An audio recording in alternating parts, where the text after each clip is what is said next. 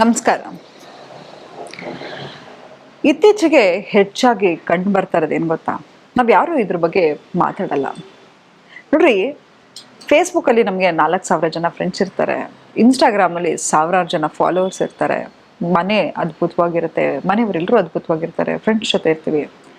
ಆದರೆ ಎಷ್ಟೋ ಸತಿ ನಮಗೆ ಗೊತ್ತಿಲ್ಲದ ಹಾಗೆ ನಮಗೆ ಒಂಟಿತನ ಅನ್ನೋದು ಕಾಡ್ತಾ ಇರುತ್ತೆ. ಅಬ್ಸರ್ವ್ ಮಾಡಿದ್ದೀರಾ? ಏನೋ ಎಲ್ಲರೂ ಸುತ್ತ ಜನ ಇರ್ತಾರೆ, ಆದರೆ ಯಾರಿಗೂ ನನ್ನ ಭಾವನೆ ಅರ್ಥ ಆಗ್ತಾ ಇರಲ್ಲ.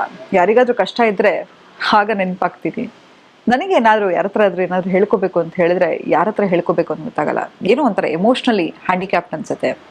ಅಥವಾ there is a term called emotionally orphaned ಅಂತ. ಆದರೆ ಯಾಕೆ ಹೀಗಾಗಿ ಅನಿಸುತ್ತೆ ನಮಗೆ? ಯಾಕೆ ಒಂಥರ ಈ ವಾಯ್ಡ್ ಕಾಡ್ತಾ ಇದೆ? ನಮಗೆ ಕಷ್ಟ ಅಂದಾಗ ಯಾರೂ ಹೇಳ್ಕೊಳ್ಳೋಕೆ ಇರೋದಿಲ್ಲ. ಅದರಲ್ಲೂ ಇದು ಅತಿ ಹೆಚ್ಚಾಗಿ ಈ ಮಿಡ್ ಲೈಫ್ ಕ್ರೈಸಿಸ್ ಯಾವಾಗ ಒಂದು 45-46 ಹೆಚ್ಚಾಗ್ತಾ ಹೋಗ್ತಾ ಇದೆ. ಎಷ್ಟೋ ವರ್ಷ ಮದುವೆ ಆಗಿರ್ತೀವಿ, ಮಕ್ಕಳು ವಯಸ್ಸಿಗೆ ಬಂದಿರ್ತಾರೆ. ಆದರೂ ಈ ಒಂಟಿತನ ಯಾಕೆ ಕಾಡ್ತಾ ಇರುತ್ತೆ? ಏನೋ ಮನಸ್ಸು ಹೊಸತನವನ್ನು ಹುಡುಕ್ತಾ ಇರುತ್ತೆ, ಒಂದು ಹೊಸ ಸ್ನೇಹವನ್ನು ಹುಡುಕ್ತಾ ಇರುತ್ತೆ.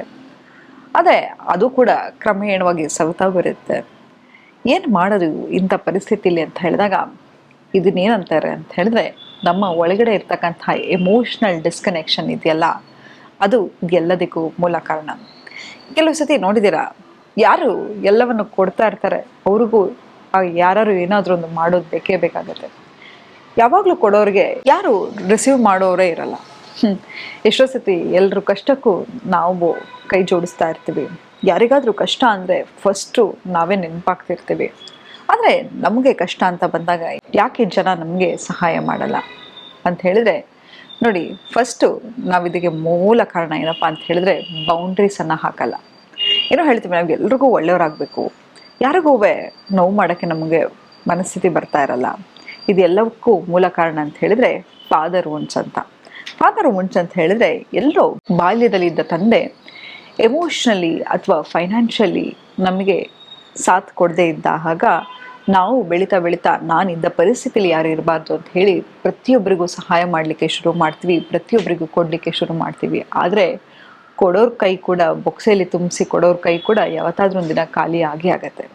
ಯಾವಾಗಲೂ ನಾವು ಕೊಡ್ತಾನೆ ಇದ್ದರೆ ನಮ್ಮ ಹತ್ರ ಇರ್ತಕ್ಕಂಥ ಪ್ರೀತಿ ಆಗಿರ್ಬೋದು, ರಿಸೋರ್ಸ್ ಆಗಿರ್ಬೋದು, ಒಂದಲ್ಲ ಒಂದಿನ ಖಾಲಿ ಆಗ್ತಾ ಹೋಗುತ್ತೆ. ದಯವಿಟ್ಟು ಇನ್ಮೇಲಿಂದ ರಿಸೀವರ್ ಮೋಡಿಗೆ ಹೋಗಿ. Believe that you deserve love, believe that you deserve help, believe that you deserve attention. ಈ ಎಲ್ಲವನ್ನು ಯಾವಾಗ ಮಾಡ್ತಾ ಹೋಗ್ತೀರಾ, ಎದುರುಗಡೆ ಇರೋರಿಗೂ ಅರ್ಥ ಆಗ್ತಾ ಹೋಗುತ್ತೆ. ಕೆಲವು ಸತಿ ನಮ್ಗೆ ಆಗಲ್ಲ ಮಾಡೋದಕ್ಕೆ ಅಂತ ಹೇಳಿದ್ರೆ ಖಂಡಿತವಾಗಿ ಇಲ್ಲ ಅಂತ ಹೇಳಲಿಕ್ಕೆ ಶುರು ಮಾಡಿ. ಆಗ ಜನ ನಿಮ್ಮನ್ನು ರೆಸ್ಪೆಕ್ಟ್ ಮಾಡ್ತಾ ಹೋಗ್ತಾರೆ. ಯಾವಾಗ ನಿಮ್ಮ ಕೈಲಿ ಮೀರಿದ್ದನ್ನು ಮಾಡ್ತಾ ಹೋಗ್ತೀರಾ, ನಿಮ್ಮನ್ನು ಗ್ರಾಂಟೆಡ್ ಆಗಿ ತಗೊಳ್ಳಿಕ್ಕೆ ಶುರು ಮಾಡ್ತಾರೆ. ನೋಡಿ, ಈ ವರ್ಷ ನಿಮಗೆ ನೀವು ಸಂಕಲ್ಪ ಮಾಡ್ಕೊಳ್ಳಿ, ನೀವು ಕೊಡ್ತಕ್ಕಂಥ ಟೈಮ್ ಆಗಿರ್ಬೋದು, ಅಟೆನ್ಷನ್ ಆಗಿರ್ಬೋದು, ಎಲ್ಲವೂ ಕೂಡ ತುಂಬ ಪ್ರೆಷಿಯಸ್. ಯಾವಾಗಲೂ ಸದಾ ಅವೈಲೇಬಲ್ ಇರ್ತೀರಾ, ಸದಾ ಎಲ್ಲದಕ್ಕೂ ಎಸ್ ಎಸ್ ಅಂತ ಇರ್ತೀರಾ, ಅವ್ರು ಯಾರಿಗೂ ನಿಮ್ಮನ್ನು ಸೀರಿಯಸ್ ಆಗಿ ತೊಗೋಬೇಕಂತ ಅನ್ಸಲ್ಲ. ಯಾಕಂತ ಹೇಳಿದ್ರೆ, ಈಗ ಹೇಗೆ ನೀವು ಒಂದು ಏನಾದರೂ ವಸ್ತು ಬೇಕಿದ್ರೆ ಬ್ಲಿಂಕಿಟಲ್ಲಿ ಆರ್ಡರ್ ಮಾಡ್ತೀರಾ, are you very grateful for this app? ಯಾವುದು ನಿಮಗೆ ಇನ್ಸ್ಟೆಂಟಾಗಿ 5 ನಿಮಿಷದಲ್ಲಿ ತಂದು ಕೊಡ್ತಾರೆ? ನೋ.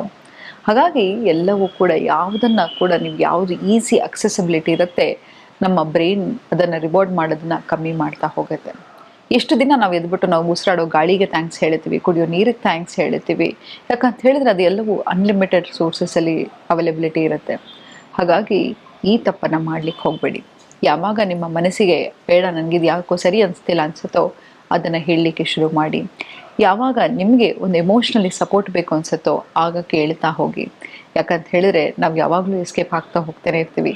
ಯಾವಾಗ ನಮ್ಮ ಫಿಯರನ್ನು ನಾವು ಫೇಸ್ ಮಾಡ್ತೀವೋ ಆಗ ನಿಜವಾಗ್ಲೂ ಕೂಡ ನಾವು ಅದರಿಂದ ಆಚೆ ಬರ್ಬೋದು. ಜೊಡ್ಡಾರ ಓ ಮರ ಅಂತ ಹೇಳ್ತಾರೆ. ಯಾವಾಗ ನಾವು ಕೆಲವು ಸತಿ ನಮ್ಮ ಎಮೋಷನ್ಸನ್ನು ಅಡ್ರೆಸ್ ಮಾಡ್ತಾ ಇರಲ್ಲ, ಕೆಲವು ಮಾತುಗಳನ್ನು ಆಡ್ತಾ ಇರಲ್ಲ, ಇದೆಲ್ಲವನ್ನು ಬಚ್ಚಿಡ್ತಾ ಹೋಗ್ತೀವಿ. ಆದರೆ ಒಂದಲ್ಲ ಒಂದು ದಿನ ಅದು ನಮ್ಮನ್ನು ತಿಂತಾ ಹೋಗುತ್ತೆ. ಹಾಗಾಗಿ ತಪ್ಪನ್ನು ಮಾಡ್ತಾ ಹೋಗಬೇಡಿ, ಎಮೋಷ್ನಲಿ ಡಿಪೆಂಡ್ ಆಗಿ. ಯಾಕಂತ ಹೇಳಿದರೆ ಈ ಮನುಷ್ಯ ಅನ್ನೋನೇನಿದ್ದಾನೆ ಆತ ಭಾವನಾತ್ಮಕ ಜೀವಿ. ನಮಗೆಲ್ರಿಗೂ ಒಂದು ಎಮೋಷ್ನಲ್ ಸಪೋರ್ಟ್ ಬೇಕು ಅಂತ ಹೇಳ್ತಾ ಇವತ್ತಿನ ಸಂಚಿಕೆಯನ್ನು ನಾನು ಮುಕ್ತಾಯಗೊಳಿಸ್ತಿದ್ದೀನಿ. ಧನ್ಯವಾದಗಳು.